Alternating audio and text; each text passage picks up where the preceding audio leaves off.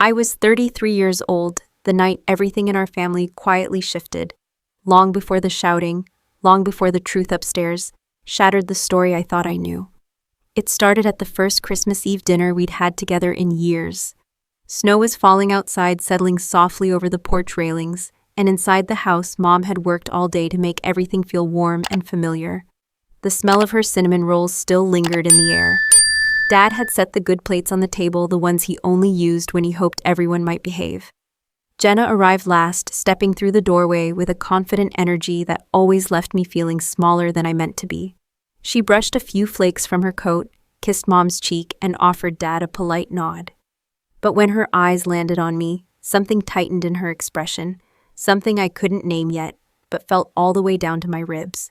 Dinner began, the way holiday dinners often do, small talk, updates about weather and work. The usual polite laughter. But there was an edge beneath everything tonight, like the house itself sensed a storm building. It happened when I reached for the bowl of roasted vegetables. Jenna set down her glass, folded her hands, and said in the same tone someone might use to announce a meeting time, "You have 1 week to leave." The room went silent so fast I could hear the faint hum of the dishwasher in the kitchen. I blinked at her. "What? You heard me?" She didn't raise her voice. She didn't need to. "Mom and Dad can't keep supporting you like this. It's time you moved out." The words hit harder than she could ever know, not because it was the first time she had spoken them that night. I'd already heard her say something painfully similar in the kitchen earlier, before we sat down. But because she said it now at the table in front of the two people who had offered me grace when I needed it most. Mom gasped softly, her hand pressing against her chest. Dad looked from her to me, then to Jenna, bewildered. "Jenna, this is Christmas Eve." And Jenna tilted her head, her expression cool. "When exactly is the right time to talk about the fact that Emily has been living here for months without a plan?" Heat rushed to my face. "I'm rebuilding, you know that." She gave a small, sharp laugh. "You're stalling." Mom reached for my arm under the table, a silent apology, a silent plea to stay calm. I tried. I really did. But something inside me ached in a way I couldn't swallow down. Jenna had always been the one who filled the space, who decided what the family should think, who placed herself at the center of every decision. I'd spent years dodging her sharp edges, convincing myself she didn't mean to hurt me. But tonight, she wasn't hiding behind anything. Not tone, not politeness. Tonight she wanted me gone. And the worst part wasn't the ultimatum, it was the look she gave me afterward. A look that said she believed she had already won. I stared down at my plate, heart pounding, and in that moment I knew something had shifted. Not just in Jenna, in me. Tonight was the beginning of a line I could no longer step back from. After Jenna's ultimatum, I closed my bedroom door and let the quiet settle around me like a blanket. It was strange how the same room that once held my high school trophies and handwritten notes from friends had become the place I returned to every time my life collapsed. And it had collapsed hard just 8 months before that Christmas Eve. Back then I was living in a small one-bedroom apartment near German Village, the first place I'd ever afforded completely on my own. I'd spent 3 years working at Brightwave Marketing under Melissa Turner, a fair, steady manager who appreciated how I handled impossible deadlines without complaining. It wasn't glamorous, but it was stable, and I felt like I was finally building a life that belonged to me. I was also 4 years into a relationship with Mark Reynolds, a software engineer with an easy smile and a quiet way of making me believe things were going to be okay. We had talked about moving in together after summer, maybe getting a dog, maybe a little house someday. I'd been so certain, maybe too certain, that life was lining up the way it should. Then one afternoon I drove to Mark's office to surprise him with lunch. I still remember the weight of the paper bag in my hand, warm from the sandwiches inside. I walked down the hallway toward his cubicle, expecting the usual grin he always gave me when he saw me unexpectedly. Instead, I stopped cold. Mark was standing far too close to a coworker, a woman named Rachel Gomez I'd met only once, and the way they were touching wasn't something you could explain away. When he looked up and saw me, guilt flashed across his face so fast, it might have been better if he'd denied everything, but he didn't. He just stammered about stress and confusion, and I realized right then that whatever we'd built had already fallen apart without me knowing. I left his apartment that night with a single suitcase and a hollow feeling in my chest. 2 weeks later, Brightwave announced massive budget cuts. Melissa pulled me into her office, tears in her eyes, as she explained she couldn't save my position. I boxed up my desk, while the office felt strangely empty, like even the building knew something was ending. By the time I got home, I ran the numbers on my rent and saw the truth plainly. I wasn't going to make it another month. I called my mom that night. I tried to sound practical, adult, in control, but she heard the crack in my voice immediately. "Come home, sweetheart," she said. "We'll figure it out together." Dad took the phone next, his voice steady as always. "This house is yours, as long as you need it." When I pulled into their driveway the next morning, Mom had chicken soup simmering on the stove, and Dad carried my bags upstairs without asking questions. It wasn't dramatic, it wasn't pity, it was safety, quiet, unconditional safety. Living with them didn't mean I stopped trying. I sent out resumes every day, prepared for interviews, and paid for groceries and utilities when I could. And somehow, in the middle of all that uncertainty, the nights we spent watching old movies together felt soothing, like I was being stitched back together, one familiar scene at a time. But even back then, before Jenna stood over me with that smug declaration on Christmas Eve, the cracks in the family were showing. One night, I overheard Mom and Dad whispering in the kitchen. "She means well," Mom said softly. "She just takes over," Dad sighed. "She forgets Emily's grown now." I stood in the hallway listening, realizing there were old patterns in this family, old roles and expectations that were tightening around us like a knot waiting to snap. Jenna's ultimatum wasn't the beginning. It was the breaking point. I sat on the edge of my bed, the same quilt folded across my knees that my grandmother stitched when I was a teenager. The weight of Jenna's ultimatum still pulsed behind my ribs. But a different ache was rising now, one I'd known my whole life. This wasn't just about Christmas Eve. This had Jenna's fingerprints all over it, fingerprints that stretched back decades. Jenna had always been the responsible one. That was the word people used, responsible. Teachers loved her, coaches adored her. She captained the soccer team, won every debate tournament, babysat half the neighborhood's kids, and made honor roll without ever breaking a sweat. Family friends used to pat her on the shoulder and say, "She's going places." And maybe she was. But they'd turn to me, the quiet, artsy kid, with paint on her sleeves, and say something gentler. "You feel things deeply, don't you, Emily?" It was supposed to be kind, but it felt like being told I wasn't quite built for the real world. Mom always said we balanced each other out, though the scale never felt balanced to me. When I struggled with something, an assignment, a friendship, a fear, Mom soothed, Dad encouraged. But when Jenna struggled, the whole house bent to support her. "Just let Jenna handle it," Dad used to say, even when it was something that had nothing to do with her. Decisions tilted toward her naturally, like water rolling downhill. And as adults, the pattern didn't fade. It sharpened. Jenna became a realtor, the kind who walked into family gatherings with a stack of market reports in her purse, just in case someone needed unsolicited financial guidance. She'd launch into stories about bidding wars and interest rates, while Mom and Dad listened like students to a lecture. When I mentioned something small from my job, an idea I'd pitched, a project I'd finished, they smiled politely before turning back to Jenna's monologue about property values. I didn't resent her success. I resented how she used it. Over the years, Jenna started positioning herself as the family decision-maker.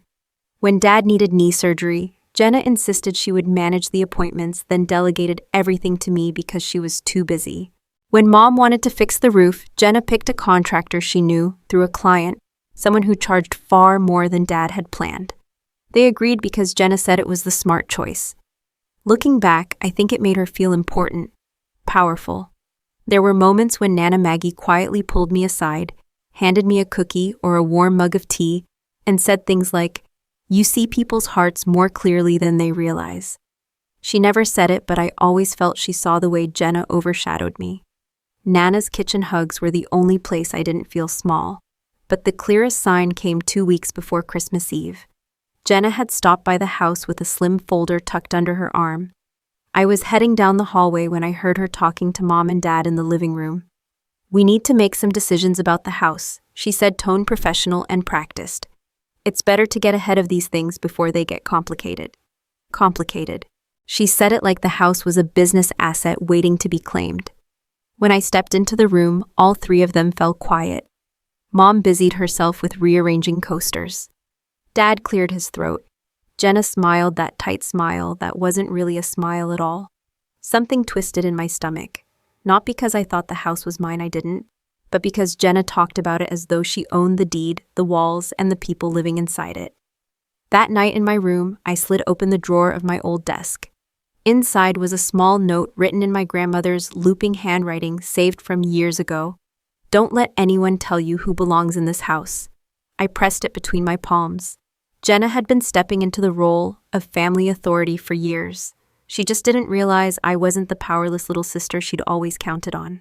Thanksgiving had always been a quieter holiday in our family, less pressure than Christmas. Fewer expectations, just a chance to sit together over turkey and pie. But that year, only a few weeks before Jenna would try to evict me, there was a heaviness in the air I couldn't quite name. Maybe it was the way Mom kept rearranging the napkins, or how Dad checked the oven timer every few minutes like he expected something to burn even when nothing was cooking. Jenna arrived 15 minutes late, sweeping through the front door as if she were the host instead of the guest. She hugged Mom and Dad with the enthusiasm of someone performing affection, then gave me a quick, barely there pat on the shoulder. Eric followed her in quiet and tired looking, and Lily trailed behind them, her eyes glued to her phone. But what stood out most was the slim folder Jenna dropped onto the kitchen counter the moment she stepped inside, neat, organized, intentional. I didn't know then that it was the same type of folder she'd bring on Christmas Eve. We gathered around the table, passing dishes, offering the usual polite compliments. For a few minutes, it almost felt normal.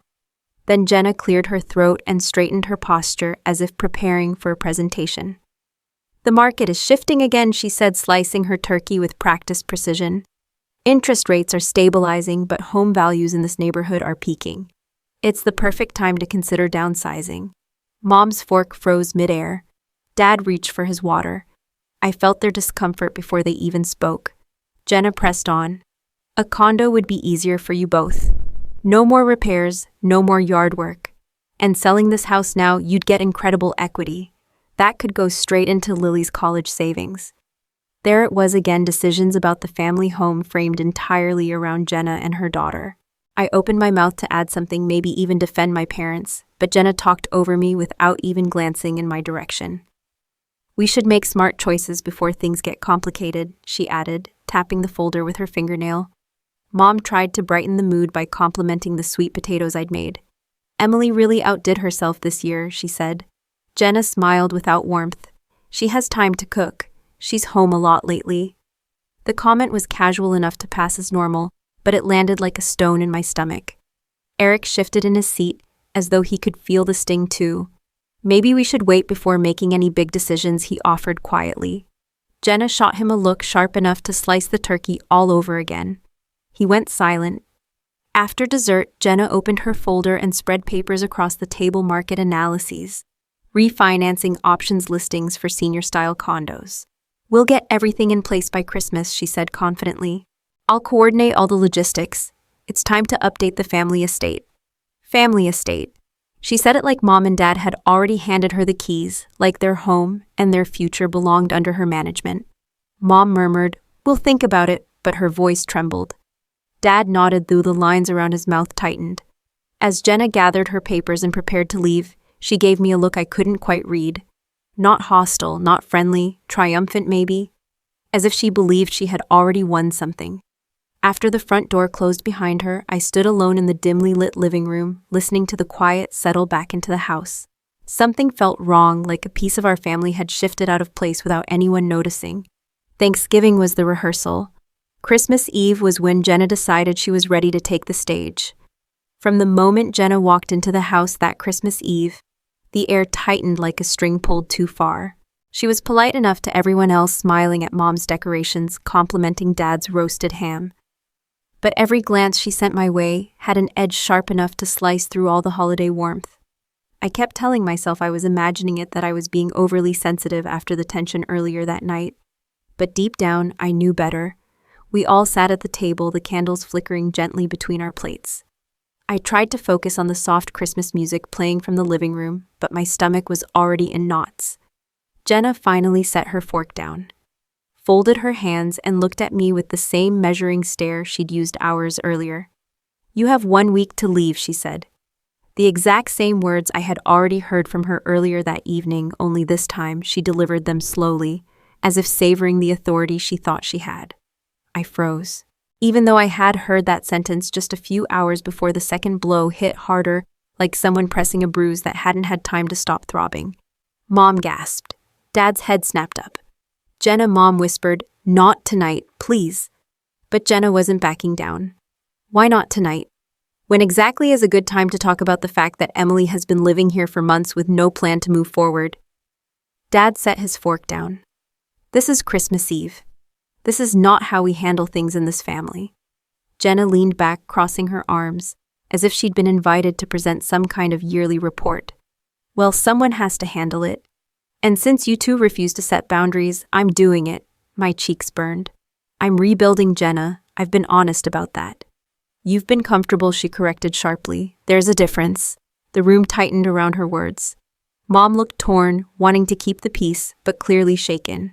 Dad rubbed the bridge of his nose. "Enough," he said firmly. "We are not doing this now." Jenna ignored him. "Emily, you're 33. You should be on your own, and Mom and Dad shouldn't have to carry you." My throat closed. I'd expected tension tonight, but not this. Never this. "Jenna," I said quietly. "This isn't your decision," she laughed, once humorless sharp. "It absolutely is when it affects all of us." Dad stood up, his chair pushing back. "You're out of line. Am I, or am I the only one willing to say what everyone else is thinking?" "No," I whispered, my voice trembling but steady. "You're the only one who wants control." Her expression tightened. For a moment she looked almost startled, like she hadn't expected me to fight back. Mom reached for my hand under the table. "Emily," she murmured, "go upstairs for a bit. Take a breather." I nodded, unable to hold back the tears pressing behind my eyes. As I stood, Jenna didn't look away. 7 days, she repeated. I'm not saying it again. But she already had twice, in the same night. And somehow the second time made something inside me crack open. This time, instead of breaking, I felt something else rising, something steadier, something that refused to bend again. I walked toward the stairs, heart pounding, realizing this wasn't just about moving out. It was about finally standing up. I closed my bedroom door behind me and leaned against it, letting the faint hum of Christmas lights downstairs fade into a muffled blur. My hands were still trembling from Jenna's ultimatum, but inside my chest something had shifted. It wasn't fear anymore. It was resolve. The note from Nana Maggie, her handwriting looping and steady, echoed in my mind. If someone ever tries to corner you, check the things they assume you won't. I crossed the room to the box of keepsakes beneath the window. It held old photos, birthday cards, little scraps of my childhood that never felt important until now.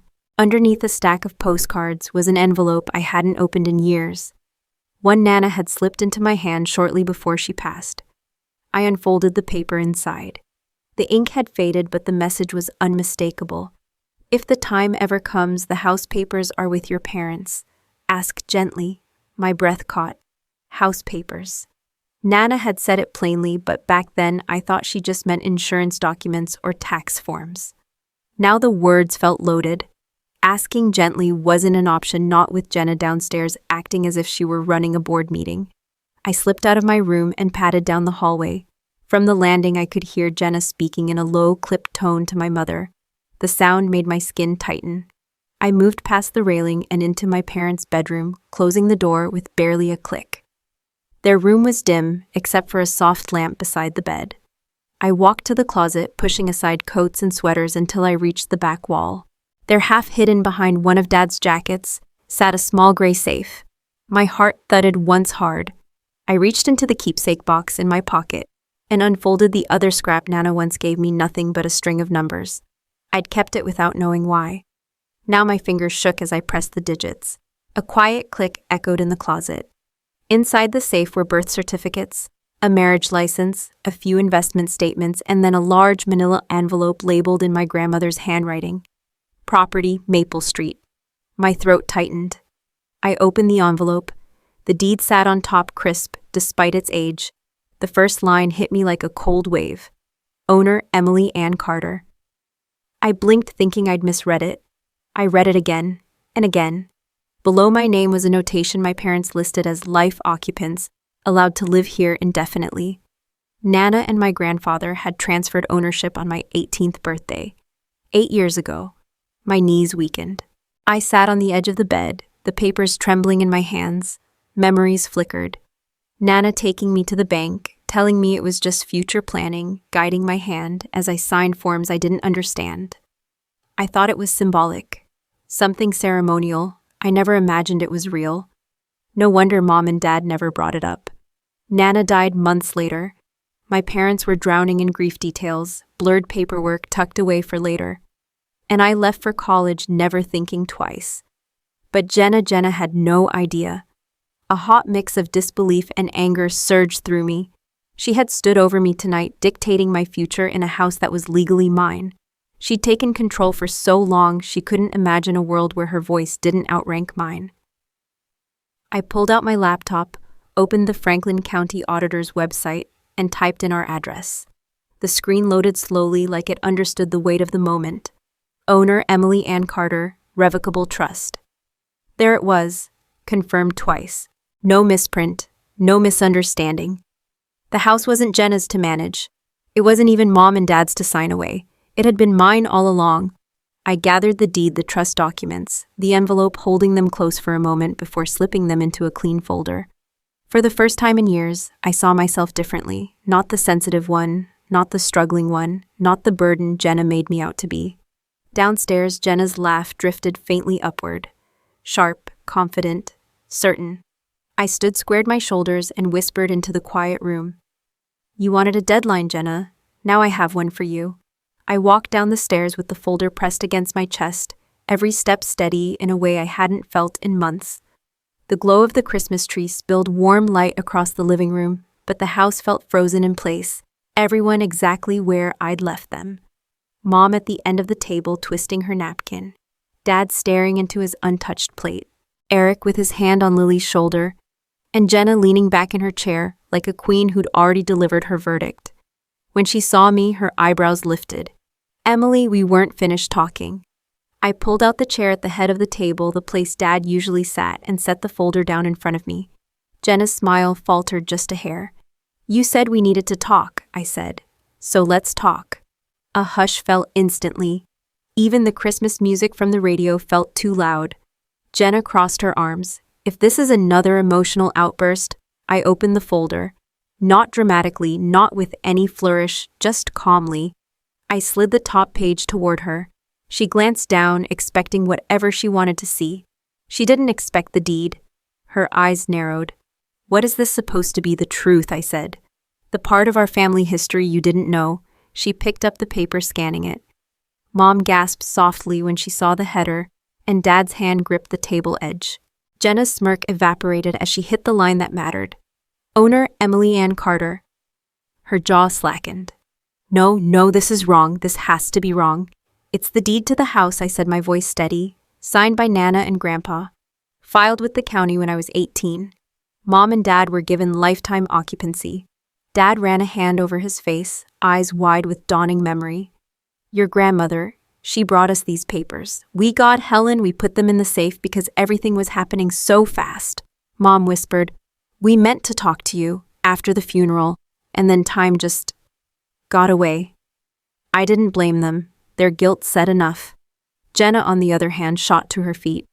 So you're telling me I've been doing everything for this family while you sit here with a deed you didn't bother mentioning? I met her eyes. I didn't know until tonight. You expect me to believe that? She snapped. You're using this to punish me because you don't want to grow up. That's enough, Jenna, Mom said sharply, sharper than I'd heard her in years. But Jenna wasn't finished.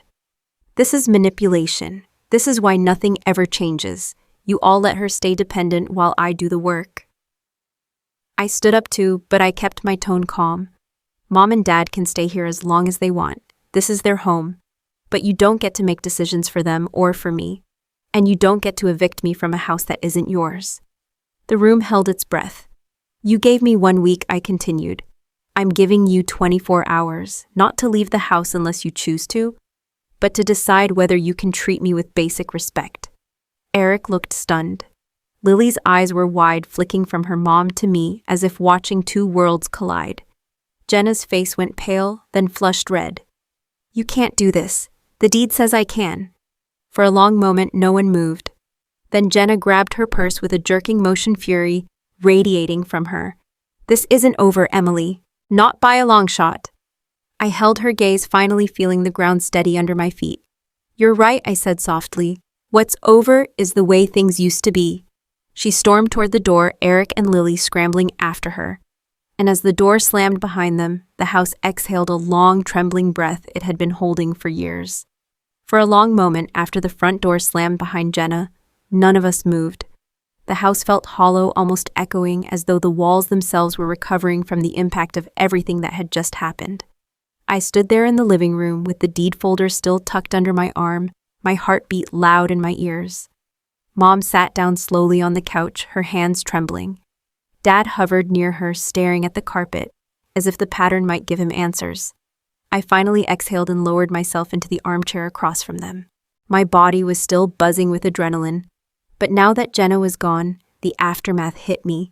The exhaustion, the sadness, the strange sense of clarity. Mom spoke first. Emily, I am so sorry. Her voice cracked and she pressed her fingers to her lips. We should have protected you tonight. We should have protected you years ago. Dad nodded, his shoulders slumped. We let things slide. We made it easy for Jenna to take charge because conflict never came easy to us. I swallowed hard, blinking back tears I didn't want to shed. I know you didn't mean for it to get this bad, I said softly, but it did. And I can't keep pretending it's fine. The folder lay on the coffee table between us like a quiet truth, solid, undeniable. A knock interrupted us. Dad opened the door to find Eric standing on the porch with Lily beside him. Eric's expression was a mix of worry and embarrassment. I'm sorry to bother you, he said, but Jenna, she needed space. I thought Lily and I should stop by. Lily stepped forward, her eyes red around the edges. Aunt Emily, I'm sorry, Mom yelled. She was really mad, and I didn't know what to do. I pulled her into a hug. None of this is your fault, not even a little. Eric cleared his throat. Jenna's temper gets away from her. I'm not defending it. I'm sorry you had to hear it like that. It struck me then that Jenna's anger didn't only damage me. It scorched everyone around her. After they left, heading to spend the night with Eric's mother, the house fell quiet again. My phone buzzed on the table. Jenna's name lighting up the screen over and over. I didn't need to listen to the voicemails to know what they'd sound like. Blame, accusation, shifting the narrative so she could stand in the role of the wounded party. The messages came rapid fire. You blindsided me. You're being dramatic. You're ruining Christmas for everyone. Mom reached for my phone. Ignore her tonight, she whispered. Please, let yourself breathe. But I shook my head. I'm not going to fight with her, but I'm also not pretending she's the only one who needs to change. Dad sat down across from me, his expression tight with regret. We should have corrected this years ago, he said. We let her speak for the family so often that she started believing it was her right. I looked between them, these two people who had always been gentle, always tried to avoid hurting anyone. And I realized something important. Their softness had made room for Jenna's dominance, but it had also made room for me. They weren't villains, they were human. If we're going to fix this, I said quietly, we need help, real help. Not another dinner where we pretend everything's fine. Mom frowned. You mean? Family therapy, I said. All of us, including Jenna if she's willing. Dad didn't hesitate. I'll go, your mother will go, and if your sister refuses, that's on her. A knot loosened in my chest. For the first time in years, I felt like we were building something honest instead of balancing on old cracks. As I headed to my room to finally rest, my phone buzzed one last time, a new message from Jenna. You might think you've won, but you don't understand everything. I stared at the screen, then set it down gently. Maybe she was right. Maybe I didn't understand everything. But for the first time, I understood myself. And that was enough to face whatever came next. A few quiet weeks passed after that explosive Christmas Eve, and for the first time in a long while, the house felt peaceful. The winter sun filtered through the kitchen window one morning as I came downstairs, catching the steam rising from Mom's coffee mug. Dad sat across from her, reading the paper, his glasses low on his nose. They looked calm, really calm. Not pretending, not tiptoeing, just settled. The folder with the deeds still rested on the counter, a quiet reminder of everything we'd survived. Mom smiled when she saw me. "Sleep okay, honey? Better than I expected," I admitted. That morning, I opened my laptop and found an email blinking in my inbox. A nonprofit downtown had invited me for an interview. They helped women and families in crisis, and something in me tugged deeply at the thought of working there. I showed the email to Mom, and instead of the usual overconcern, she simply squeezed my hand and said, "You've earned this." 2 weeks later, I was officially hired as their communications coordinator. My first real step toward independence since the breakup and the layoffs. Dad took me out to celebrate with hot chocolate from the cafe near the library, and I felt something I hadn't felt in months. Pride. That wasn't tangled with fear. Back home, I spent time reorganizing my room, carving out a small workspace by the window. As I sorted through old boxes, I found more of Nana Maggie's scribbled notes, gentle reminders that felt like they were written for me right now. "Boundaries protect love," one said. I pressed it to my chest for a moment before slipping it into my drawer. Our first family therapy session happened on a snowy Thursday afternoon. The therapist welcomed us into a softly lit office that smelled faintly of lavender. Mom spoke first, voice trembling as she admitted she'd let Jenna take over decisions for years, because confronting her felt impossible. Dad followed, acknowledging how his silence unintentionally made Jenna feel entitled and left me feeling invisible. When it was my turn, I told them I'd felt small for a long time, but I didn't feel that way anymore. The therapist nodded gently and said, "That's growth, and it's allowed you to see the patterns more clearly." There was an empty chair in the circle, Jenna's. She'd refused to come. Dad sighed when the therapist pointed to it.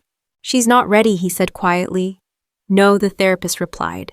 "But healing doesn't require everyone to arrive at the same time." After the session, Eric called.